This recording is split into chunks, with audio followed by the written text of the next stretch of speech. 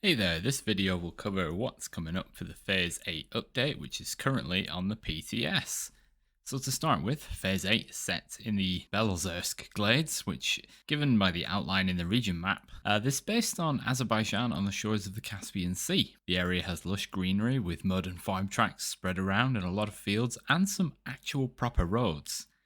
This is a mostly agrarian region with some small industries scattered around, slowly transitioning into renewable energy sources. For this phase, the regional objectives include power grid restorations, so we're building wind turbines and we're restoring existing infrastructure, ecological crisis averted, so we'll also be clearing up sites of industrial waste such as spillages and loss of hazardous cargoes, and company farm re-established, so we'll be helping to get the farms back up and running in a similar vein to the lumber mill restoration from Phase 6 and actually cultivating and harvesting fields. There are quite a few new cargo pieces on this update which you'll need to use a variety of trucks and trailers to transport, and here is a list, but we're not limited to hay bales, potatoes, chemical barrels, some kind of this big cargo tank thing, rubbish skips, and wind turbine generator blades, which are on the 8 slot trailer. On top of this, we'll be using some existing unique and some new trailers,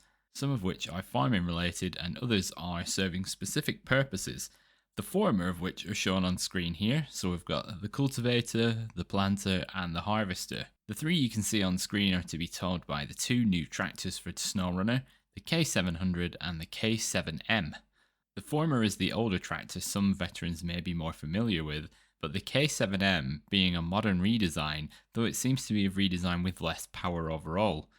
These tractors are nice and cheap, so you can have one tractor per trailer if you really want to, rather than switching around all the time. And from the looks of things at the moment, you can buy the K7M straight away for just $24,601, and you can earn a free K700 upon completing the Beast Rising contract, which is one of the first contracts and it's super easy and straightforward. If you want to buy another K700, it's the same as a K7M pretty much. There are a couple of tyre options for both tractors, though the K7M has the unique ability to equip the wide bolt-on tyres seen on modern tractors today, but it's unable to equip the bale loading fork. As you can see, the K700 has a rear-mounted fork for loading hay bales, though as it's on its back, it will take some practice in lining up the bales, especially as the tractors use articulated steering. This loader can also be used for logs, though I think sequoias are just a bit too big and this will take some practice. Definitely avoid ditches with these tractors, and there are a lot of ditches in this map as they surround the fields. As the tractors both have articulated steering and no formal suspension, so they'll struggle to climb out.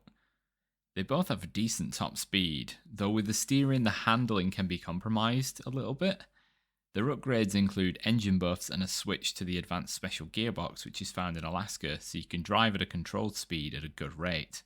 The tractors will struggle to tow without decent engine upgrades, so beware. Having tested the twin tyres for the K7M in the Proving Grounds mode, I can definitely say that they're good, they work, and they're great on the farm as well. From what I've driven so far, the maps are very pleasant. There's nothing drastic so far on spacious maps. And it's not like when you go into a moor the first time and it's just I'm stuck. It's taking it easy. It's a nice change. And the region is the same size as a moor with 4 lots of 4 square kilometer maps, which is great. A somewhat stealth update is that we're receiving new tyres in the form of the DMHS tyres, which have 3 variants. A truck that can already have mud tyres should have a decent chance of equipping these, but it means, say, for the Azov trucks, you've got more than one option now for mud tyres, so you can play around, and they've looked really good as well. Finally, there is the Step 39331 Pike, which is a plucky little truck, and on first glance seems pretty decent. I used it in a live stream recently, and I was very happy with it. It's got good mud tyre options, good speed, and is capable of a flatbed crane and trailer combo, so that's a win. I'll be covering this update throughout its time on the PTS, and then once again when it is fully released, so be sure to check out my live streams on Mondays and Fridays with catch up afterwards. The first live stream shows off the new content is on screen now, where I did cover both tractors, the first few missions, and the step.